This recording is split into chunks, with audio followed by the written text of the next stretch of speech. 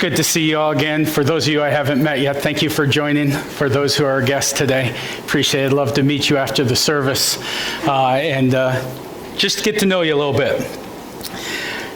Last week we started a sermon series about dysfunction. And I said, the best way for me to see dysfunction is just to look at my family from the outside in. And we can see dysfunction all the time.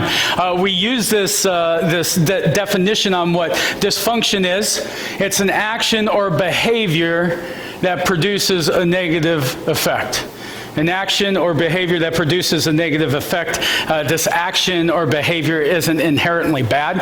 Sometimes it's inadvertent, but it is an action or behavior that creates a negative effect. And so what we're doing is we're looking at different pieces of dysfunction from biblical characters from the Old Testament. Last week we talked about Abram and Sarai, and today we're going to continue with the story of Abram and Sarai as we see some more dysfunction in their family life. I wish I had this video last week, but this video I'm going to show you, it's a 20-second clip. This shows exactly how dysfunction works in their lives, because it's not just a one-time dysfunction. Dysfunction seems to happen and rear its ugly head again and again, and sometimes it's the same thing over and over. So I don't know if you've seen this yet online or if you've seen me post it, but this is a young boy. This is a sheep that is stuck in the crevice of the ground, okay? Now watch what happens. There's no sound, so go ahead, Kelly, play that. This is incredible. He's pulling them out. Feel the tension in the air. Now watch what he does. He's free. He's free. Yay, yay, yay. Voomp. Does that relate to anybody else's life but mine? Isn't that funny? That is like, I do that, I'm like, yes, I'm free. And I take 2 steps and boom, I'm right back into it. Well, this is what dysfunction happens. This is how it happens in our life. Sometimes we don't ask for it. Sometimes we're the reason for it. Sometimes we're the victims of it. And so we're going to continue to look at this family dysfunction in the family of Abraham. And then we're going to look at his son Isaac. And then we're going to look at his grandson Jacob. And we'll see the dysfunction in their lives, even though they are called by God and they're under God's covenant. They still create dysfunction in their lives, but we'll see how God continues to love them by giving his covenant and continuing to fulfill it. So my hope is this, over the next few weeks as we continue this, is that we reflect on their dysfunction, but also can see how our dysfunction mirrors theirs. Okay? And we see that sinful nature hasn't changed over thousands of years, that it continues to be an influence in our lives, but we also see God's grace. God's grace in the midst of it, his grace, his unmerited, his undeserved love that he continuously gives to us every single day of our life. And so this week, as we talk about Abram and Sarai, they're not Abraham and Sarah yet, I'm going to warn you, this is probably going to be the most awkward sermon I ever preach.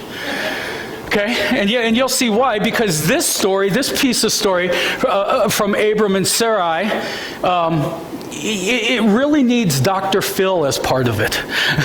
There's even a little bit of Jerry Springer in this, all right? So does anybody know what story I'm going to be doing yet?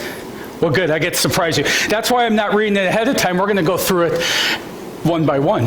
see how this goes this week. So if you want to follow along, if you have a Bible on your phone, or if you have an iPad, or if you want to go into the Pew Bible, that's a different translation than I have, and want to follow along, we're going to be in Genesis chapter 16.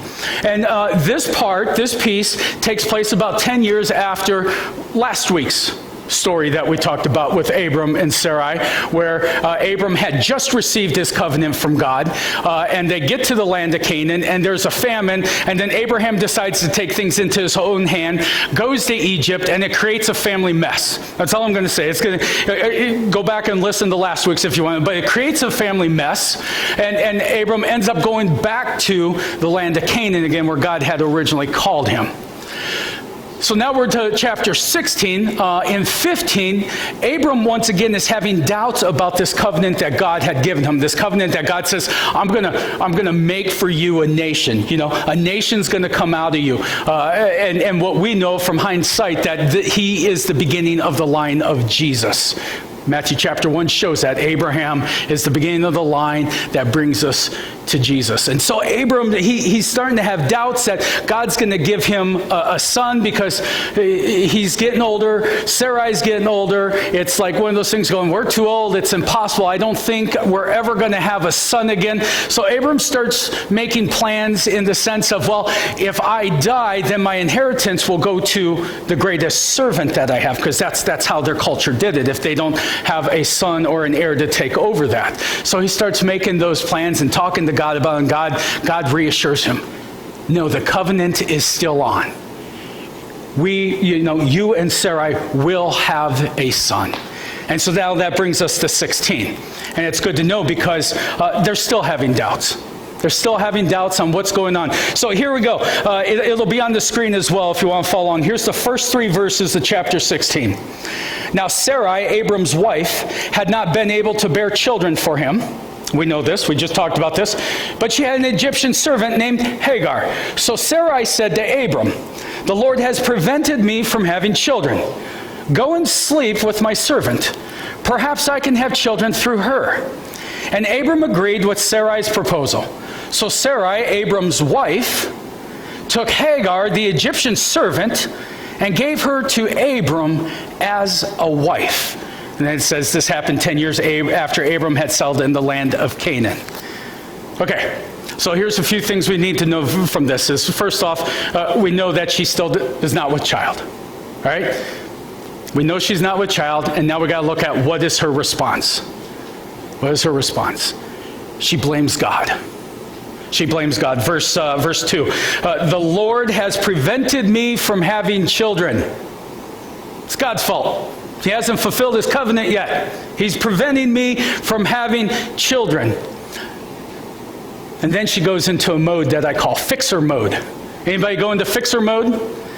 You know, that mode of, if it's not getting done, then I'm going to just get it done. Or if it's not getting done, get out of the road because I'm going to do it. I'm getting glares from my wife right now. Because I am that fixer guy. Just let me do it. Just let me do it. This is what Sarai is doing right now. In my eyes, she's going into fix-it mode. She's going to become a fixer. So she goes to Abram. She goes, I got a plan. We got Hagar. I want you to sleep with Hagar, and she can give us a child. Now, for us, that's like, man, that is just awful, right? For us, we're going, that's weird. But understand, in their culture at that time, that's acceptable. That's their way of having surrogate children. They don't have modern medicine like we have, right? So what they would do is they would get an agreement with the third party, and they would have a child, but that child, so in the example of Hagar, Sarai, and Abram, when Hagar would have that child would no longer have connection to Hagar. That child would be Sarai's and Abraham's and would be part of the line of Abraham. Okay, does that make sense? So for us, it's like, man, you don't want to do that. For them, this was acceptable. This was acceptable in their time. But we also know they're human. I think we've all seen enough TV shows and weird shows that we know that they're human and things begin to happen. Feelings, egos, they're human. And we know that dysfunction typically follows this type of relationship, as we'll call it. And so we're going to see a ripple effect as well, that this decision that's made that actually affects entire generations. So let's verse 4 here. So Abram had sexual relations with Hagar, and she became pregnant. But when Hagar knew she was pregnant, she began to treat her mistress Sarai with contempt. This is worst case scenario for Sarai. And here's why. It's because with Hagar getting pregnant, she now, possibly, we don't know for sure, but we can kind of think that she feels less than, because she wasn't able to produce a son. And in fact, culturally, she may be looked at less than, because here comes Hagar, another wife, She gave her to be his wife, and she produces an heir quickly and right away. And so now you have Sarai who doesn't feel, or others that feel that she wasn't woman enough, wasn't blessed enough to have a child. And this creates a problem. And we see this with Hagar starting to treat her with contempt because she's like, hey, I got done what you couldn't do. We do that in other ways, right? We do that in other ways. Fix it. We're going to fix it. And sometimes it backfires on us. But Sarah wouldn't have it. Sarah wouldn't have it. Verse 5 and 6 here. Then Sarai said to Abram, this is all your fault. I put my servant into your arms, but now that she's pregnant, she treats me with contempt. The Lord will show who's wrong, you or me. And Abram replied, look, she is your servant, so deal with her as you see fit. Then Sarai treated Hagar so harshly that she finally ran away. The first thing I think of when I think of these two arguing is I think of the bunkers. I'm going way back in time here. Is Archie and Edith? Anybody watch the All in the It's still, I found it on TV like a week and a half ago, and I watched like 3 hours of it. I totally killed time I shouldn't have killed, and I forgot how much I really liked that show. But they would argue and they would blame each other.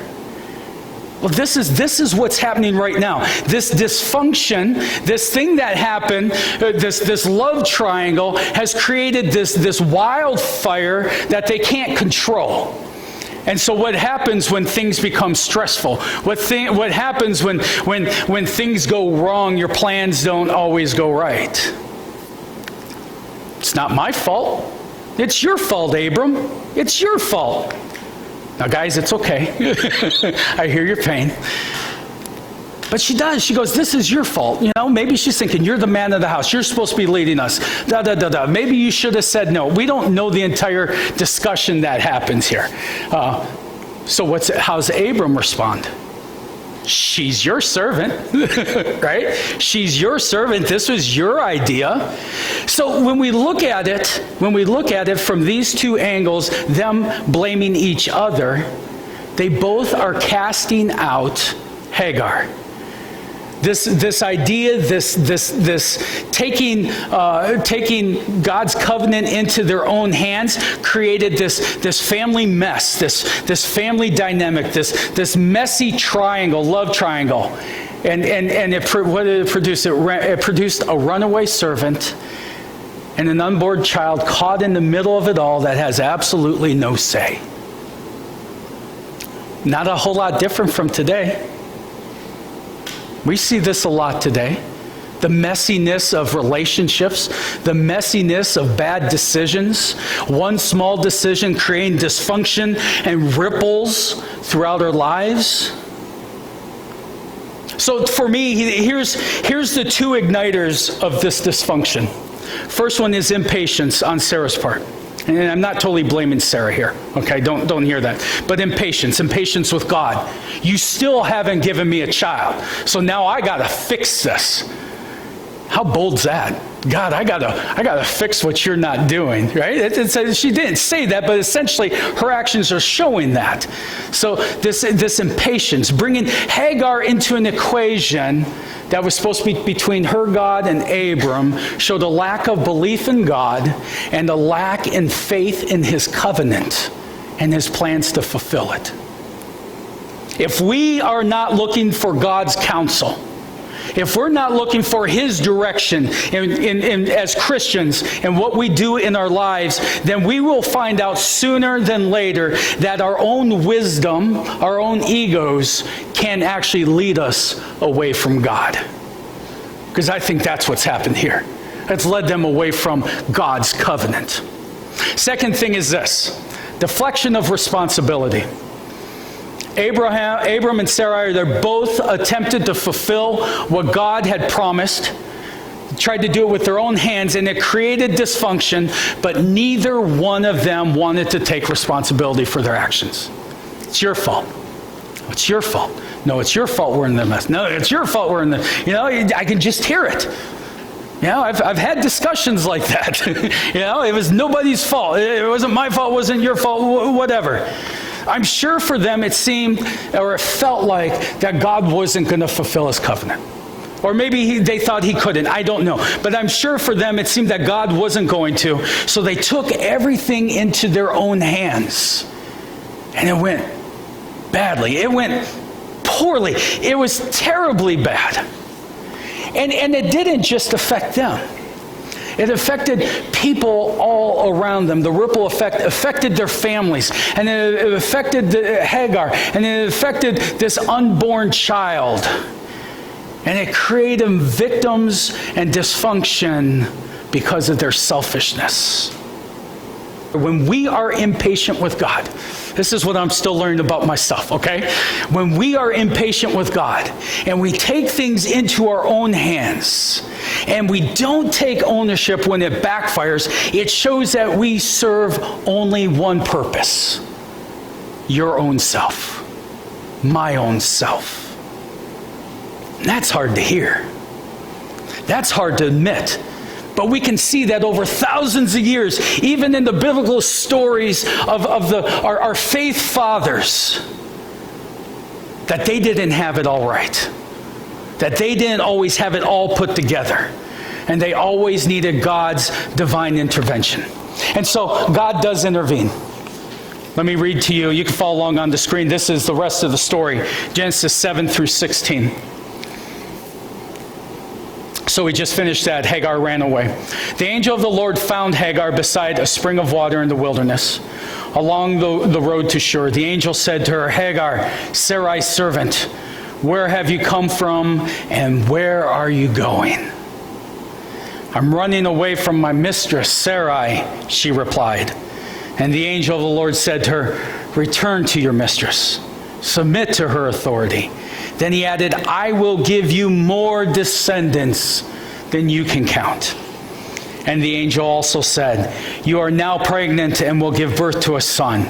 You are to name him Ishmael, which means God hears. For the Lord has heard your cry of distress. This son of yours will be like a wild man, as untamed as a wild donkey. He will raise his fist against everyone, and everyone will be against him. Yes, he will live in open hostility against all his relatives. And thereafter, Hagar used another name to refer to the Lord who had spoken to her. She said, you are the God who sees me. And that word, the name she called him, is Elroy, which means you are the God who sees me. She also said, have I truly seen the one who sees me? So that well was named Ber Laharoi, which means well of the living one who sees me. It can still be found between Kadesh and Bered. So Hagar gave Abram a son, and Abram named him Ishmael. Abram was 86 years old when Ishmael was born. So once again, God intervenes in the life of Abram and Sarai. Once again, he intervenes. He corrects in order to get them back on the path to fulfill the covenant. Remember, he said that, in generations, this land of Canaan is going to be yours, and you're going to raise this great nation. And so he corrects them by visiting. He visits Hagar in the wilderness, and he makes a covenant with her and her family. And her son would be Ishmael. God hears, because he said, I hear, God heard my cries. God hears me crying out my distress. And then she would call him in response Elroy, the God who sees me, the guy who, the God who saw me cry out. And at God's request, she then returns to Abram and Sarai and eventually gives birth to Ishmael. It's not the end of the story, just like last week. Ripple effects, right? Ripple effects. They don't just go away sometimes. You can. Here's what we know. We know Abraham. Again, let's look at Abraham really quick because you'll see where I'm going with this. Abraham gave. They had Isaac as their son, who then had Jacob, and from Jacob came the 12 tribes of Israel. Right. So that's what we know from Isaac, who's going to be born. So in Genesis 21, after Isaac's birth, Isaac is born. There's a dysfunction. There's a disagreement again between Hagar and Sarai, and this time Sarai wants them gone. So that Ishmael has none of the inheritance. And so they kicked them out of the family again. And they were sent away, and once again God visits them, visits with Hagar and Ishmael. And he reaffirms his promise. Now here's the generational effect here. Many of the Arab tribes today can be traced all the way back to Ishmael, who are in direct conflict with Israel. Remember in Genesis, he said, you will raise your fist against your family? God's covenant. God's promises. Dysfunctions create ripple effects that sometimes we will never see. And so by this story, what's this mean for us? What does this mean for us as people? What does this mean for us as Christians, as followers of Jesus? It means we have to remember that in dysfunctions, we can be the instigator. We can be the enabler, the co-person that didn't really come up with the idea but allowed it to happen anyways. Or we could be like Hagar and we can be the victim. As Christians, here's what I know. That we too can cry for distress. We get to cry out because of Jesus, because of the new covenant we live in. We get to cry out to the one who hears us. Elroy, just another name for God. And he will hear us, and he will be with us, and he will love us, and he will give us faith, and he will give us hope, and he will give us encouragement. He may not do like he did in the stories. He may not come to us in person and say, here's what I have for you. But we have the covenant of Jesus that he has given to all of us, that through Jesus Christ we will be saved. No matter the mess, no matter the dysfunction that I have caused or that I am a part of. God, as I said, Jesus doesn't mind stepping into our mess. That's why he came into our world to die for us, because we couldn't fix it. And so as Christians, we have to ask ourselves these questions. When did I have more faith in myself than God? When did I have more faith in myself than God? When was I impatient? When did I deflect responsibility? When was I impatient waiting for God to do something? When did I deflect responsibility that really I shouldn't have, that I should have taken ownership of? Those are hard questions to ask. Those are the ones that we look in the mirror, and I don't know about you, but sometimes I just want to hide. But again, we have forgiveness. We have grace. We have God's word to help us through things like this. We have prayer, because this is what we believe. Galatians 2, verse 20. This is Paul. He says, I have been crucified with Christ, and I no longer live. It's no longer about me, is what he's saying. I have been crucified with Christ, so I no longer live. I'm living a new life, but Christ lives in me. The life I now live in the body, the church body or our other body, whatever, however you want to look at it, the life I now live in the body, I live by faith in the Son of God, who loved me and gave himself for me. Even in the midst of our dysfunction, we get to call ourselves children of God, saved and redeemed by him. And when we do that, then we start to see the effects of our Savior on our faith, because we're able to proclaim this like in Hebrews chapter 11, verse 1. Faith is confidence in what we hope for, and assurance in what? About what? We do not see. Like Abram and Sarai, they didn't see, they didn't know. Same with us. God's covenant, God's graces, God's blessings. Sometimes we don't see that, but our faith in Jesus gives us the confidence and the hope for, to know that they are real. And then in 2 Corinthians 5 or 7, Paul says this. He says, for we live by faith, not by sight. We live by faith, not by sight. And that's the gospel of Jesus. His grace and his love is greater than our dysfunction. His grace and his love and his forgiveness is greater than any sin that we can muster up. It's greater. It can overtake it. It can correct us. And it will save us because he loves us. He doesn't leave us behind. Let's look at this video one more time. Go ahead, Kelly. We saw this kind of funny the first time. Now picture that as you being stuck in your dysfunction. You're free. And you go, whoops, thump. But what we don't see is he goes back and he pulls him out again. And that's what God does for us.